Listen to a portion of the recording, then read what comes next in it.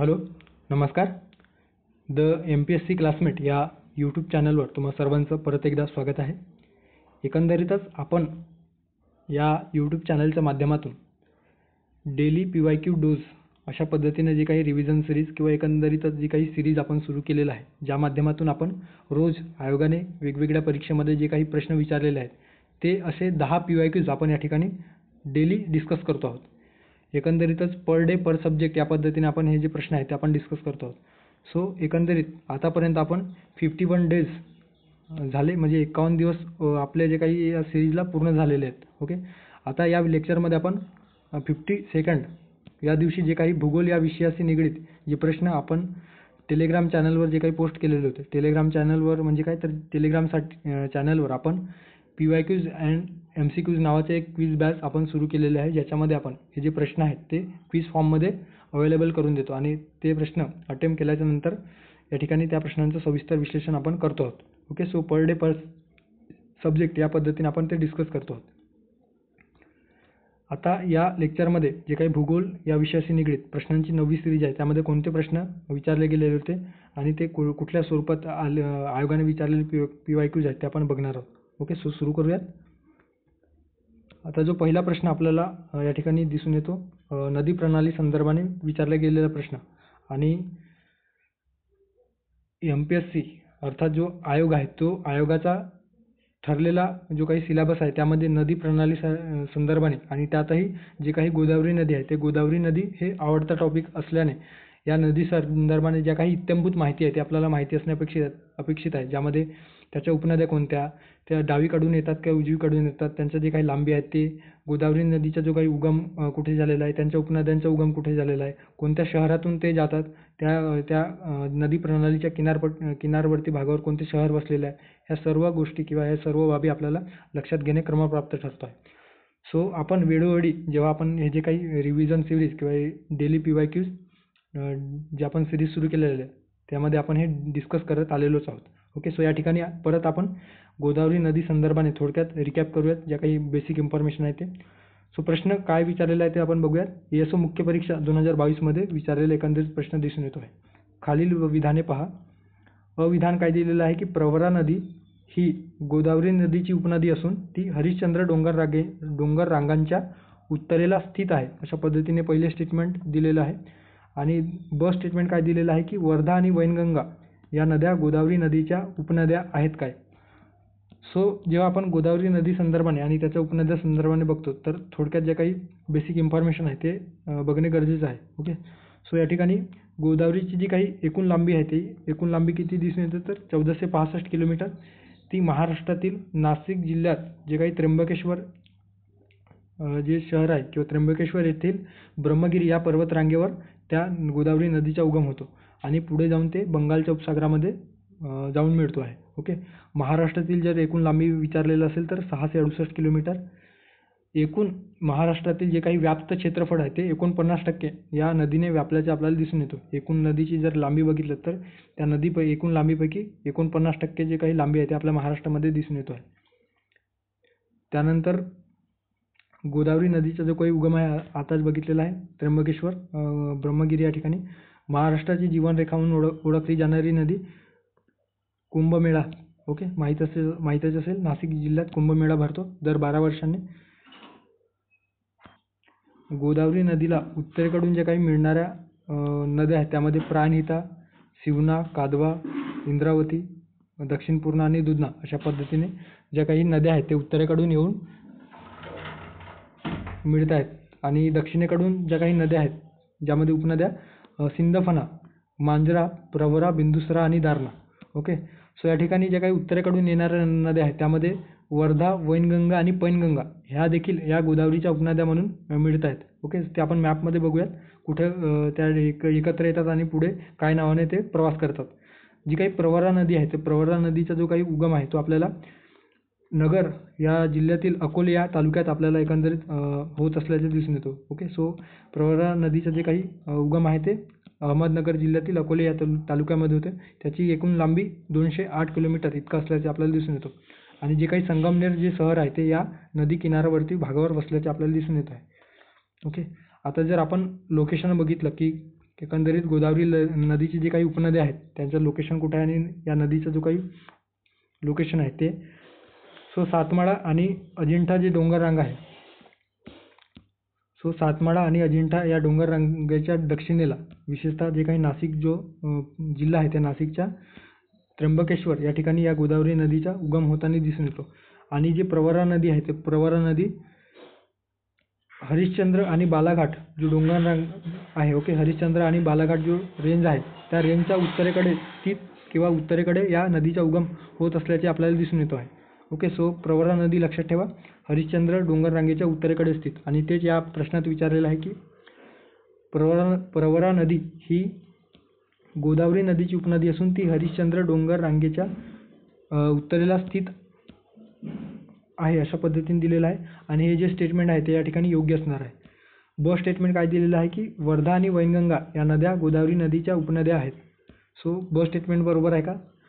जर आपण या ठिकाणी बघितलं तर आपल्याला काय लक्षात येतो, पैनगंगा, त्यानंतर आहे वर्धा आणि या उत्तरेकडून म्हणजे साधारणतः गोंदिया, गडचिरोली आणि भंडारा या जिल्ह्याला लागून किंवा या जिल्ह्यांची जी काही सीमावर्ती भागावरून जी वाहत येणारी जी नदी आहे ती वैनगंगा नदी. या तीनही नद्या सुरुवातीला जी काही वर्धा नदी आहे ती वर्धा नदी पैनगंगा या नदीला मिळतो आणि ती पैनगंगा आणि जी काही वर्धा नदी आहे ती पुढे जाऊन वैनगंगा या नदीला मिळाल्याच्या नंतर प्राणहिता या नावाने पुढे प्रवास करतो आणि सिरोंचा गडचिरोलीतील सिरोंचा या ठिकाणी गोदावरी नदीला मिळतो आहे. सिरोंचा या ठिकाणी या प्राणहिता नदीचा जे की वर्धा, वैनगंगा आणि पैनगंगा या तीनही नद्यांचा एकत्रित संगम असतो. हे पुढे जाऊन सिरोंचा या ठिकाणी गोदावरी नदी या नदीला मिळतो आणि ते पुढे जाऊन इंद्रावती जे छत्तीसगडच्या राज्यातून ते वाहत येतो आणि दक्षिणेला गोदावरी नदीशी मिळून ते पुढे आंध्र प्रदेश मार्गे बंगालच्या उपसागरामध्ये प्रवेश करतात. अशा पद्धतीने आपल्याला ते दिसून येतं. दोन्ही स्टेटमेंट या ठिकाणी बरोबर असल्याचे दिसून येतो. वर्धा आणि वैनगंगा या गोदावरी नदीच्या उपनद्या आहेत, तर प्रवरा नदी ही गोदावरी नदीची उपनदी असून ती हरिश्चंद्र डोंगर रांगेच्या उत्तरेला स्थित आहे. दोन्ही स्टेटमेंट या ठिकाणी बरोबर आहे. त्यामुळे पर्याय क्रमांक 3 अ आणि ब दोन्ही स्टेटमेंट या ठिकाणी योग्य आहे असं आपण म्हणू शकतो. त्यानंतरचा प्रश्न आहे एकंदरीतच जनगणनेवर आधारित प्रश्न आपल्याला विचारलेला आहे. राज्यसेवा मुख्य परीक्षा 2017 मध्ये विचारलेला प्रश्न. 2011च्या जनगणनेनुसार खालीलपैकी कोणत्या जिल्ह्यात ग्रामीण वस्तीची टक्केवारी सर्वाधिक होती किंवा सर्वात जास्त होती अशा पद्धतीने प्रश्न विचारलेला आहे. सिंधुदुर्ग, हिंगोली, गडचिरोली, नंदुरबार. कोणत्या जिल्ह्यामध्ये ग्रामीण वस्तीची जी टक्केवारी आहे ती सर्वाधिक होते. आता जेव्हा आपण राज्यसेवा पूर्वपरीक्षेसाठी आपल्या या चॅनलवर रिव्हिजन सिरीज बघितलेला आहे त्यामध्ये आपण लोकसंख्या संदर्भाने 2 व्हिडिओ तयार केलेले आहे, ज्यामध्ये पहिल्या व्हिडिओत भारताच्या लोकसंख्येसंदर्भाने ज्यामध्ये लोकसंख्येचे जे काही वेगवेगळे सिद्धांत आहेत ते सैद्धांतिक पार्ट देखील आपण डिस्कस केलेला आहे आणि महाराष्ट्राच्या संदर्भाने एक सेपरेट व्हिडिओ देखील आपण तयार केलेला आहे. त्या व्हिडिओमध्ये आपण हे सविस्तर ग्रामीण व शहरी लोकसंख्या महाराष्ट्रात किती आहेत या संदर्भाने आपण बघितलेलं आहे. थोडक्यात त्या ठिकाणी आपण रिकॅप करू. हवं तर तुम्ही ते व्हिडिओ जाऊन नक्की बघा, त्याचा तुम्हाला बेनिफिट नक्की होणार आहे. एकूण लोकसंख्येच्या ग्रामीण लोकसंख्येचा जो प्रमाण आहे महाराष्ट्रामध्ये तर किती आहे तर 54.77%. तर नागरी लोकसंख्येची जी टक्केवारी आहे ती 45.23% असल्याचे आपल्याला दिसून येतो आहे. आता आपण जर जिल्ह्यानुसार जर क्रम लावला की सर्वाधिक नागरी लोकसंख्येचा जो प्रमाण आहे, एकूण लोकसंख्येतील नागरी लोकसंख्येचा प्रमाण किंवा नागरीकरणाचे जे प्रमाण आहे तो कोणत्या जिल्ह्यामध्ये सर्वाधिक दिसून येतो तर मुंबई उपनगर, त्यानंतर आहे मुंबई शहर आणि मुंबई उपनगर असे 2 जिल्हे, ठाणे 77%, नागपूर 68.3%, पुणे 61%. हे जे काही 5 जिल्हे आहेत ते नागरी लोकसंख्येच्या बाबतीत सर्वाधिक नागरी लोकसंख्या असणारे जिल्हे म्हणून आपण म्हणू शकतो. आणि एकंदरीत ग्रामीण वस्तीचा जेव्हा आपण विचार करतो की एकूण लोकसंख्येच्या किती टक्के जे लोक आहेत ते ग्रामीण भागामध्ये असतात, त्यानुसार आपण जिल्ह्यांचा जर अरेंज केला तर काय दिसून येतो. यामध्ये गडचिरोली प्रथम क्रमांकावर असल्याचे दिसून येतो. एकूण लोकसंख्येच्या जवळपास 89% जे लोक आहेत ते ग्रामीण भागामध्ये किंवा ग्रामीण वस्ती त्या ठिकाणी आपल्याला दिसून येतो आहे. त्यानंतर दुसऱ्या क्रमांकावर आहे सिंधुदुर्ग, तिसऱ्या स्थानी हिंगोली आणि चौथ्या स्थानी रत्नागिरी. हे लक्षात ठेवू शकता. पहिल्या स्थानी आहे गडचिरोली. पर्याय क्रमांक 3 या प्रश्नाचा योग्य पर्याय असणार आहे. गडचिरोली. आता बाकीचे जे काही ॲडिशनल इन्फॉर्मेशन आहेत त्या ठिकाणी आपण त्या लेक्चर सिरीजमध्ये ऑलरेडी डिस्कस केलेलं आहे. सो या ठिकाणी देखील बेसिक इन्फॉर्मेशन म्हणून किंवा बेसिक जी माहिती आहे त्या ठिकाणी दिलेलं आहे, तुम्ही स्क्रीनशॉट वगैरे घेऊन नंतर रीड करू शकता. पुढे जाऊया. त्यानंतरचा प्रश्न आहे महाराष्ट्रातील पहिली अणुभट्टी. ओके, सो महाराष्ट्रातील पहिली अणुभट्टी डॅश डॅश या नावाने ओळखली जाते, असा एकंदरीत प्रश्न आपल्याला दिसून येतो आहे. ओके, सो कोणती अणुभट्टी आहे, ज्याला आपण न्यूक्लिअर रिॲक्टर म्हटलं जातो आहे. ओके, सो न्यूक्लिअर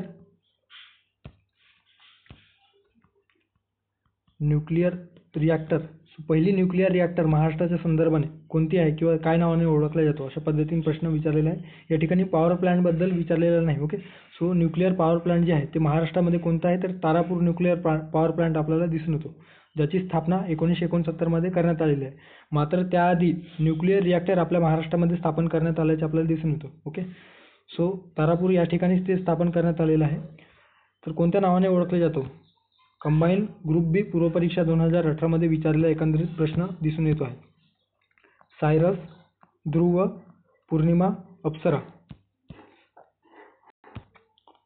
आता जर आपण या ठिकाणी बघितलं तर आपल्या लक्षात येईल की आपल्या देशातील पहिली जी अणुभट्टी आहे. ओके, सो भारतातील जी काही एकंदरीत पहिली अणुभट्टी आहे ते महाराष्ट्रामध्ये तारापूर या ठिकाणी स्थापन करण्यात आली, न्यूक्लिअर रिॲक्टर. सो अप्सरा या नावाने किंवा अप्सरा हे जे नाव आहे ते या न्यूक्लिअर भट्टीला किंवा न्यूक्लिअर रिॲक्टरला देण्यात आल्याचे आपल्याला दिसून येतो, ज्याची स्थापना एकंदरीतच 4 ऑगस्ट 1956ला ती कार्यान्वित करण्यात आल्याचे आपल्याला दिसून येतो. सो लक्षात ठेवा, 4 ऑगस्ट 1956. त्यानंतर नंतरची जी काही आहे अप्सरानंतर दुसरी जी काही न्यूक्लिअर रिॲक्टर आहे ती सायरस. ओके, हे जे काही न्यूक्लिअर रिॲक्टर आहे ते 10 जुलै 1960ला, ओके, अणुभट्टी 10 जुलै 1960ला सायरस नावाची अणुभट्टी स्थापन करण्यात आली. त्यानंतर सायरसनंतर झार्लिन 1961 मध्ये, पूर्णिमा आणि 1985ला ध्रुव. सो जर क्रमाने लावा, जर अशा पद्धतीने किंवा क्रमानुसार अरेंज करा असा जर प्रश्न आला तर लक्षात ठेवा हे जे काही ट्रिक आहेत, ट्रिक देखील आपण दिलेलं आहे. असा झाला पौर्णिमेचा ध्रुव, अशा पद्धतीने तुम्ही लक्षात ठेवू शकता. असा झाला पौर्णिमेचा ध्रुव म्हणजे काय तर असाचा अ जो आहे त्याच्यामध्ये अप्सरा, त्यानंतर साचा जो आहे त्याच्यात सायरस, झार्लिन झालाचं साठी आपण झार्लिन आणि पौर्णिमेचा ध्रुव पौर्णिमेसाठी पूर्णिमा. ओके, पौर्णिमेचा ध्रुव आणि ध्रुव शेवटी. ओके, सो अशा पद्धतीने असा झाला पौर्णिमेचा ध्रुव, अशा पद्धतीने देखील तुम्ही लक्षात ठेवू शकता. जे काही पॉवर प्लांट आहे तारापूर पॉवर प्लांट, हे पालघर जिल्ह्यातील तारापूर या ठिकाणी अणुऊर्जा प्रकल्प सुरू करण्यात आलेला आहे. एकंदरीत 1969 मध्ये हे जे काही अणुऊर्जा प्रकल्प आहे ते सुरू करण्यात आलेला आहे. भारतातील पहिले अणुऊर्जा प्रकल्प म्हणून या तारापूरच्या पॉवर प्लांटकडे बघितल्या जातो आहे. ओके, याची जी काही क्षमता आहे ती 160 मेगावॅट इतक्या क्षमतेचे जे काही अणुऊर्जा प्रकल्प आहे ते सुरू करण्यात आलेलं आहे. सध्या कार्यान्वित असणारे जे अणुभट्टी आहेत किंवा अणुऊर्जा प्रकल्प आहेत ते कुठे आहेत ते देखील लक्षात ठेवू शकता. रावत भाटा राजस्थान या ठिकाणी, तारापूर महाराष्ट्र,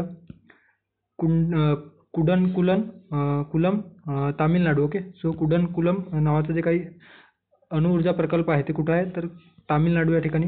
काकरापार गुजरात, कल्पक्कम तामिळनाडू या ठिकाणी. त्यानंतर आहे नरोरा उत्तर प्रदेश आणि कैगा नावाचे जे काही अणुऊर्जा प्रकल्प आहे ते कर्नाटक या राज्यामध्ये असल्याचे दिसून येतो. ओके, सो जवळपास 7 जे काही अणुऊर्जा प्रकल्प सध्या सक्रिय आहेत. सो लक्षात ठेवा 7 अणुऊर्जा प्रकल्प कोणकोणते आहेत, कदाचित जोड्या लावावर एकीकडे त्यांचे नाव देतील आणि कोणत्या राज्यामध्ये आहे अशा पद्धतीने राज्यनिहाय जोड्या लावा अशा पद्धतीने देखील प्रश्न विचारला जाऊ शकतो. पुढे जाऊयात. त्यानंतरचा प्रश्न आहे खनिज संपत्तीवर आधारित एकंदरीत प्रश्न या ठिकाणी विचारलेला आहे. PSI मुख्य परीक्षा 2022 मध्ये एकंदरीत विचारलेला प्रश्न आपल्याला दिसून येतो आहे. महाराष्ट्रातील खालीलपैकी कोणते जिल्हे डोलोमाइट उत्पादनाचे सर्वात महत्त्वाचे स्रोत आहेत अशा पद्धतीने विचारलेला आहे, किंवा महाराष्ट्रात खालीलपैकी कोणते जिल्हे डोलोमाइट उत्पादनात महत्त्वाचे आहेत अशा पद्धतीने या ठिकाणी विचारलेला प्रश्न दिसून येतो आहे. चंद्रपूर, नागपूर, अमरावती, सिंधुदुर्ग. दुसरा पर्याय दिलेला आहे कोल्हापूर, रत्नागिरी, रायगड, ठाणे. तिसरा दिलेला आहे नागपूर, चंद्रपूर, सातारा आणि सांगली. आणि चौथा पर्याय काय दिलेला आहे की यवतमाळ, रत्नागिरी, गडचिरोली, नागपूर. ओके, सो डोलोमाइटचा जर आपण विचार केला तर डोलोमाइट हे जे काही खनिज आहे ओके, जे मिनरल्स आहे त्याच्या एकूण उत्पादनापैकी जवळपास 90% उत्पादन लोह पोलाद निर्मितीसाठी केला जातो.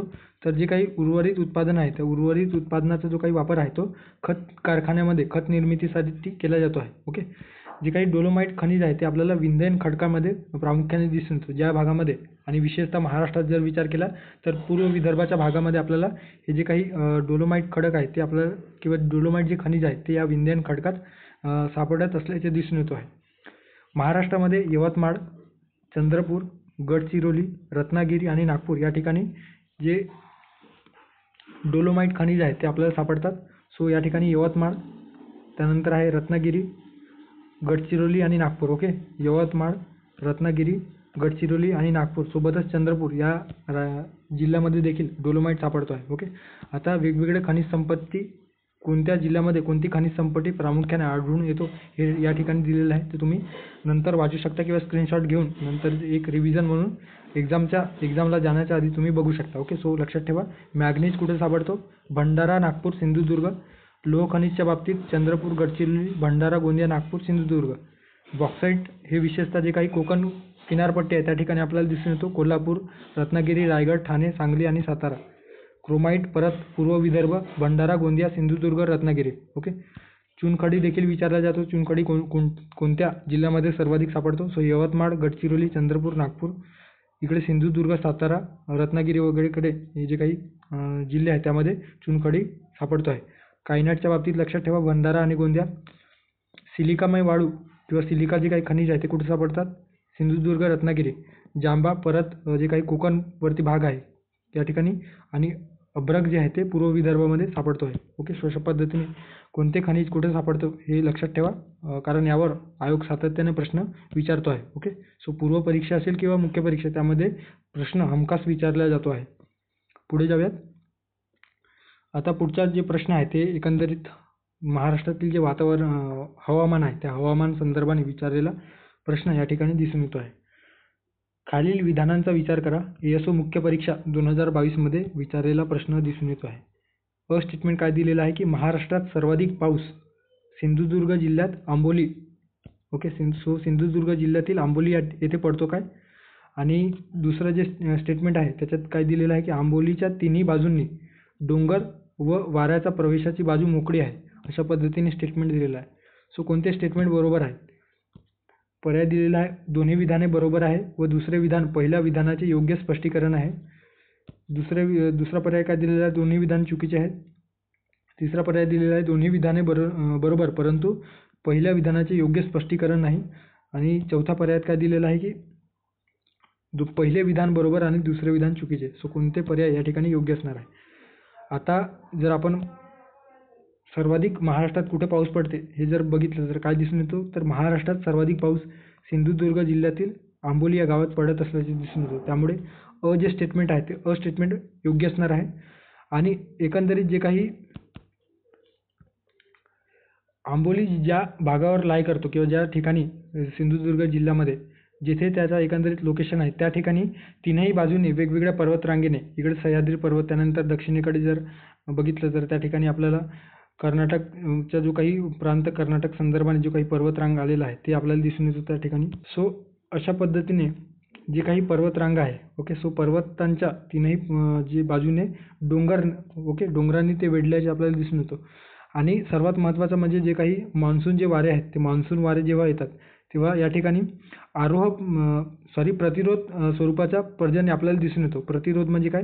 तर हे जे काही ढग आहेत ते ढग सुरुवातीला समुद्राकडून जेव्हा बाष्प धारण करून येतात, सो बाष्प वर गेल्याच्या नंतर ते बाष्प जी काही संगणन प्रक्रिया आहे ती त्यामध्ये तीव्रता वाढते आणि परत ते प्रेसिपिटेशनच्या माध्यमातून म्हणजे पर्जन्याच्या माध्यमातून ते जे काही जलकण तयार झालेले असतात ते पडतात. ओके, सो या जे काही सह्याद्री पर्वताच्या पश्चिमेकडे जर आपण बघितलं, ओके, सो पश्चिमेकडे भागात आपल्याला पर्जन्य जास्त असल्याचे दिसून येतो. आणि याच भागामध्ये विशेषतः दक्षिणेकडे आपण कोल्हापूर, सिंधुदुर्ग बघितलं तर त्या भागात जास्त पाऊस आपल्याला देताना दिसून येतो आहे.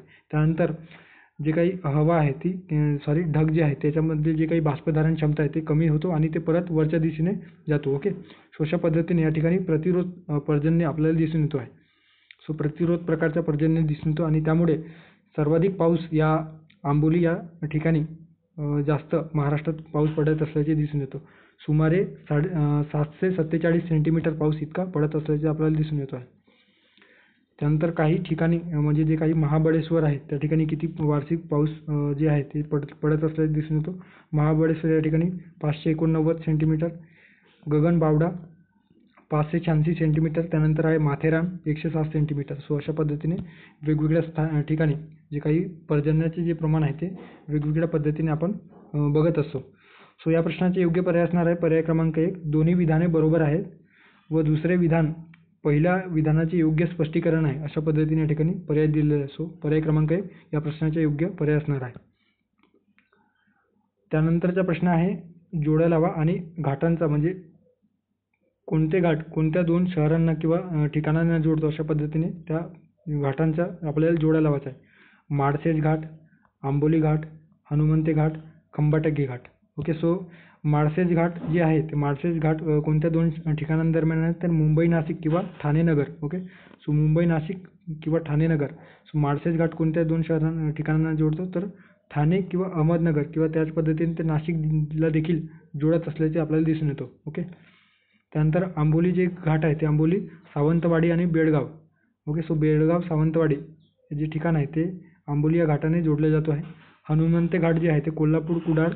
ओके. सो सिंधुदुर्गातील जे काही कुडाळ आहे, कुडाळ, कणकवली. सो अशा पद्धतीने कोल्हापूर व कुडाळ या ठिकाणांना जोडत असल्याचे जे काही ठिकाण आहे ते कोणत्या घाटाने जोडल्या जातो तर हनुमंते या घाटाने जोडला जातो.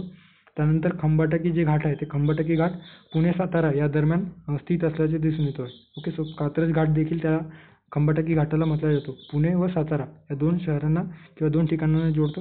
फोंडा घाट देखील लक्षात ठेवू शकता. सावंतवाडी आणि कोल्हापूर या 2 ठिकाणांना जोडत असल्याचे दिसून येतं. आता जर मॅपमध्ये बघितलं तर मॅपमध्ये आपण या ठिकाणी बघू शकता जे काही माळशेज घाट आहे ते माळशेज घाट ठाणे आणि नगर किंवा इकडनं येणारे जे काही हायवे आहे ते हायवे नाशिक आणि मुंबई अशा पद्धतीने त्या ठिकाणांना जोडत असल्याचे आपल्याला दिसून येतं. त्यानंतर खंबाटकी घाट इकडे पुणे आणि दक्षिणेला सातारा. त्यानंतर आहे कोल्हापूर मध्ये कोल्हापूर व कुडाळ या ठिकाणी हनुमंते घाट हे 2 जे काही ठिकाण आहे या घाटांवरून जोडले जातो आहे. त्यानंतर आंबोली घाटामुळे बेळगाव व सावंतवाडी अशा पद्धतीने 2 ठिकाण जोडले जातो आहे. ओके. सो या प्रश्नाचे योग्य पर्याय असणार आहे पर्याय क्रमांक 4 म्हणजे माळशेज घाटला अ ला 3. सो अ ला 3 असणारा पर्याय क्रमांक 4 या पर्यायात दिसून येतो. त्यामुळे पर्याय क्रमांक 4 या प्रश्नाचे योग्य पर्याय असणार आहे. पुढचा प्रश्न आहे भारतातील एकूण किलोमीटर लांबीचा समुद्र किनारा लाभला आहे. ओके. सो भारताला एकूण किलोमीटर लांबीचा समुद्र किनारा लाभला आहे. किती किलोमीटर लांबीचा समुद्र किनारा आपल्या भारताला लाभलेला आहे? राज्यसेवा पूर्व परीक्षा 2011 मध्ये विचारलेला प्रश्न दिसून येतो आहे. 6,555 किलोमीटर, 8,517 किलोमीटर, 7,517 किलोमीटर, 6,000 किलोमीटर. एकंदरीत फॅक्च्युअल बेस आणि जे काही आपण बेसिक मटेरियल अभ्यासतो ज्यामध्ये NCERT असतील, स्टेट बोर्ड असतील त्याच्यामध्ये हे डायरेक्टली दिलेलं आहे. ओके. सो लक्षात ठेवा भारताच्या स्थान विस्तारासंदर्भाने जे काही बेसिक इन्फॉर्मेशन आहे ते आपल्याला माहिती असणे अपेक्षित आहे. भारत उत्तर गोलार्धामध्ये लाय करतो. ओके. सो भारताचं जो काही स्थान आहे ते आपल्याला उत्तर गोलार्धामध्ये असल्याचे दिसून येतो. कर्कवृत्त जे ट्रॉपिक ऑफ कॅन्सर आहे ते आपल्याला देशाच्या जवळ अर्ध्या राज्यातून किंवा अर्ध्या भागातून जाताना आपल्याला दिसून येतो. ओके. नॉट अर्धा राज्य. सो अर्ध्या भागातून जे काही ट्रॉपिक ऑफ कॅन्सर आहे अशा पद्धतीने जे ट्रॉपिक ऑफ कॅन्सर आहे ते देशाचा जो काही 2 भागामध्ये डिवायडेशन केलं तर त्या अर्ध्या भागातून हे ट्रॉपिक ऑफ कॅन्सर जाताना आपल्याला दिसून येतो. आता भारताचे अक्षांश आणि रेखांश विस्तार जर विचारला तर लक्षात ठेवा उत्तरेकडे दक्षिण ते उत्तर जे अक्षांश आहे ते अक्षांश कशा पद्धतीने दिलेला आहे तर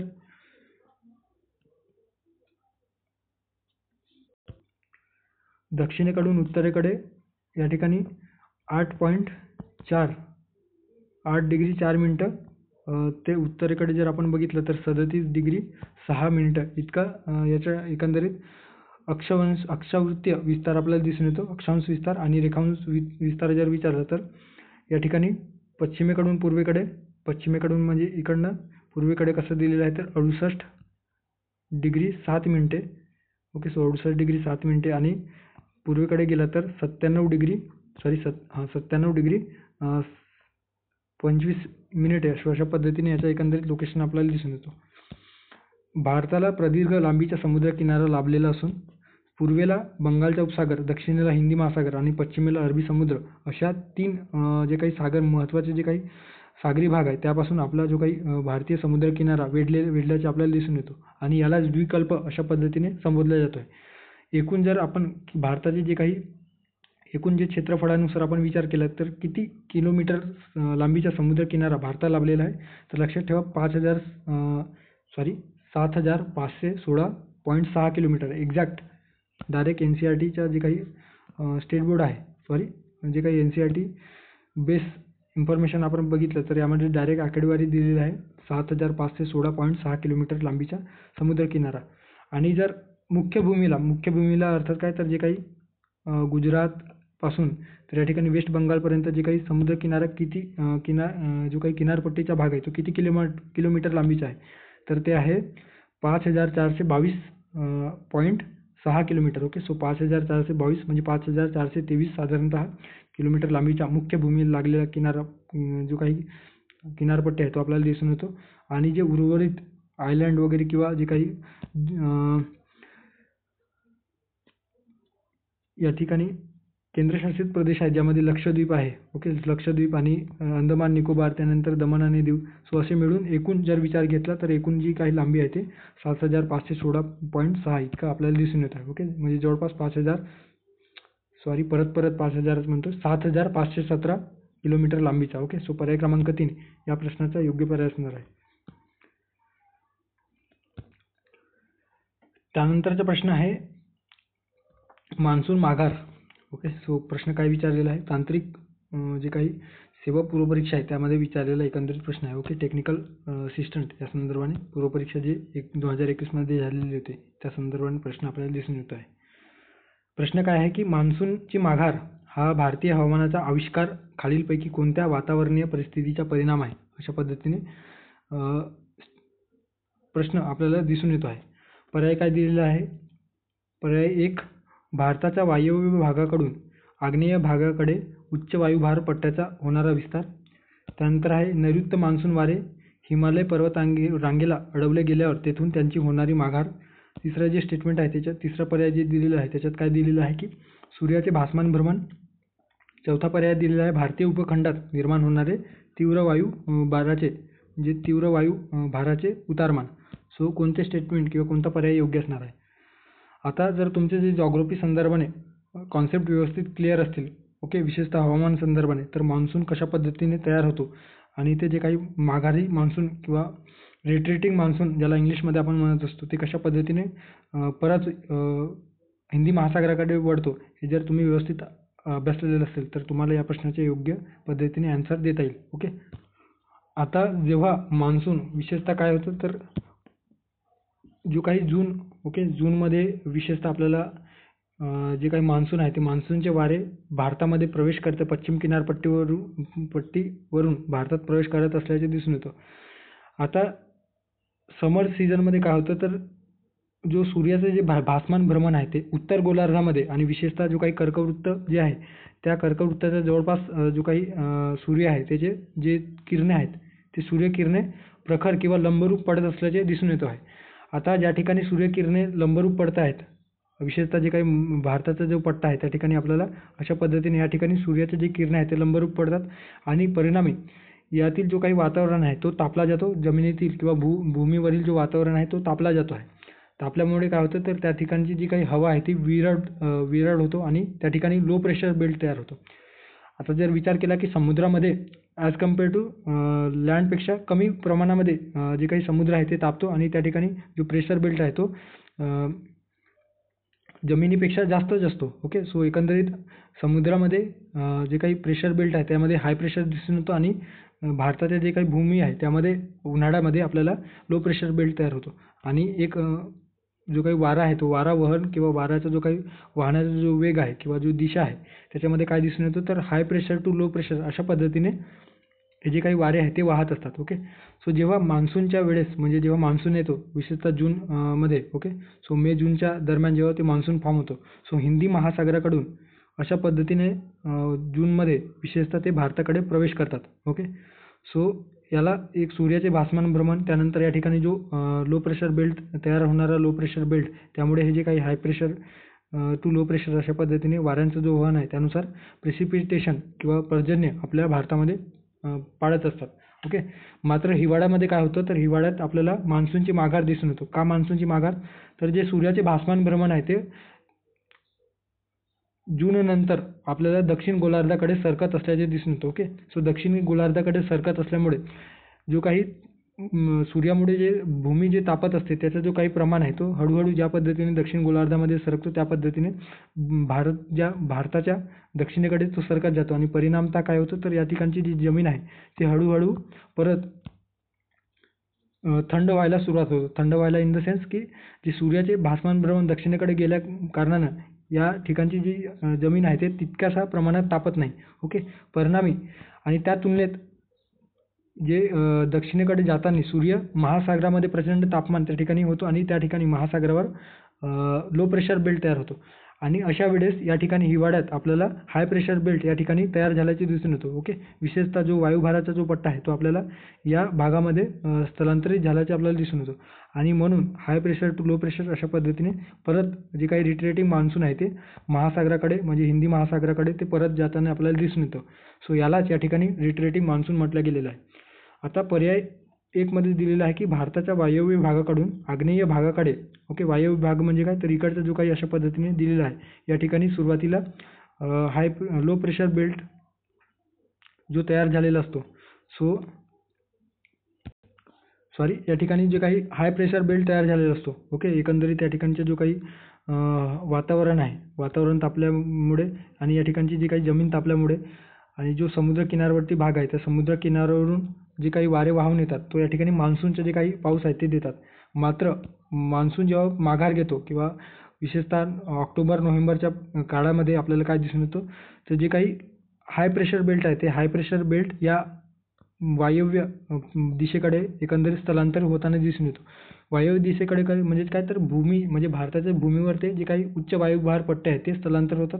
हाय प्रेशर बेल्ट तयार होतो आणि त्या कंपेअरमध्ये समुद्रामध्ये लो प्रेशर बेल्ट तयार होतो आणि परत high pressure to low pressure अशा पद्धतीने वारे वाहत असतात. ओके. सो पर्याय क्रमांक 1 या ठिकाणी योग्य स्पष्टीकरण दिलेलं आहे की वायव्य भागाकडून आग्नेय भागाकडे स्थलांतर जे काही उच्च वायुभार पट्ट्याचे होणारा विस्तार यामुळे आपल्याला मान्सूनची माघार हे आपल्याला आविष्कार आपल्या भारतासंदर्भाने आपल्याला दिसून येतो आहे. ओके. सो पर्याय क्रमांक 1 या प्रश्नाचा योग्य पर्याय असणार आहे. पुढे जाऊयात. पुढचा प्रश्न जे विचारलेला आहे त्यामध्ये जोड्या लावा. जीवावरण जे काही बायोस्फिअर रिझर्व्ह आहेत.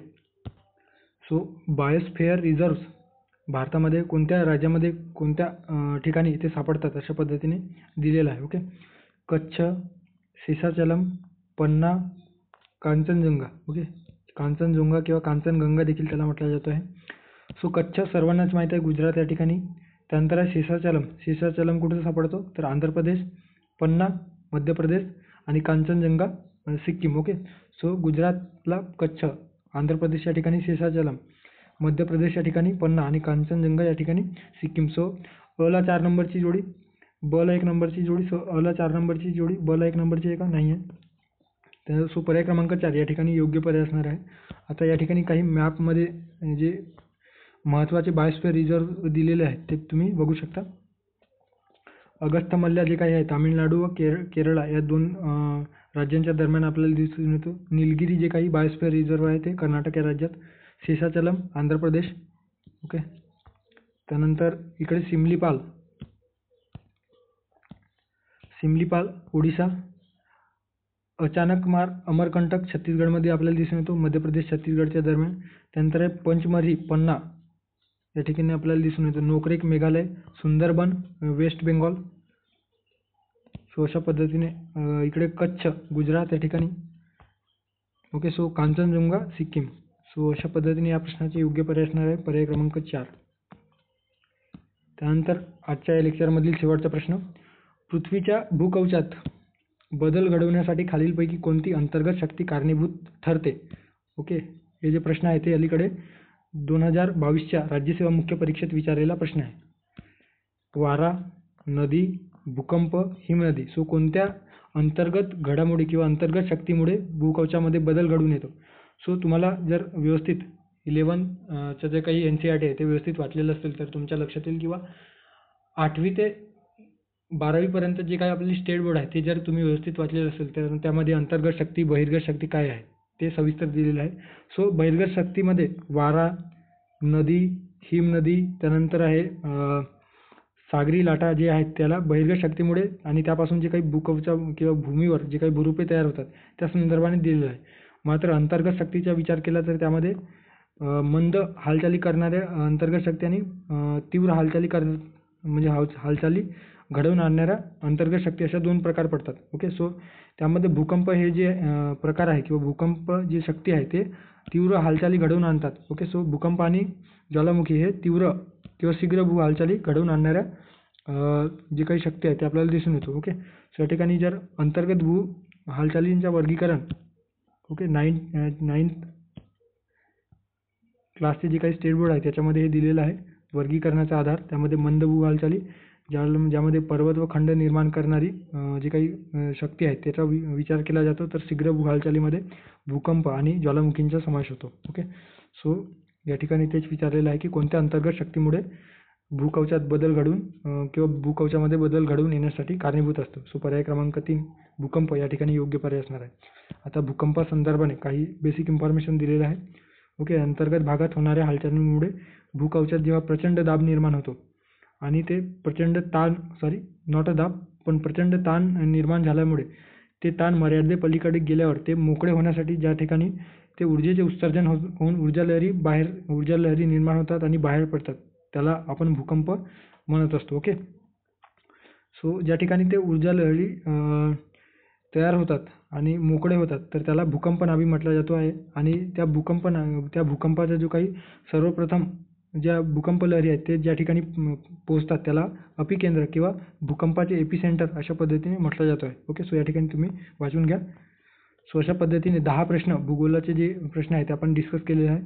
हे जे प्रश्न आहेत आपण रोजच्या स्वरूपात जे प्रश्न आपण डिस्कस करत आहोत ज्यामध्ये PYQs असतील किंवा शनिवारी आपण चालू घडामोडी संदर्भाने जे काही मोस्ट एक्सपेक्टेड 15 प्रश्न आपण डिस्कस करत आहोत. सो 15 प्रश्न आपण या जे काही आपल्या चॅनलमध्ये क्विज बॅच आपण टेलिग्राम चॅनलवर सुरू केलेलं आहे त्यामध्ये आपण ते डिस्कस करतो आहोत आणि त्या संदर्भाने जे काही सविस्तर विश्लेषण आपण यूट्यूबच्या माध्यमातून करतो आहोत. ओके. सो तुम्हाला क्विज बॅचमध्ये इनरोल करायचं असेल, ओके, सो त्या ठिकाणी सविस्तर वैशिष्ट्ये वगैरे दिलेले आहेत ते तुम्ही वाचून घ्या आणि हे जे काही टेलिग्राम चॅनल आहे त्या टेलिग्राम चॅनलला संपर्क साधा, तुम्हाला त्या संदर्भाने सविस्तर इन्फॉर्मेशन त्या ठिकाणी मिळेल. ओके. सो थांबूया या ठिकाणी, भेटूया एका नवीन व्हिडिओमध्ये. थँक्यू, धन्यवाद.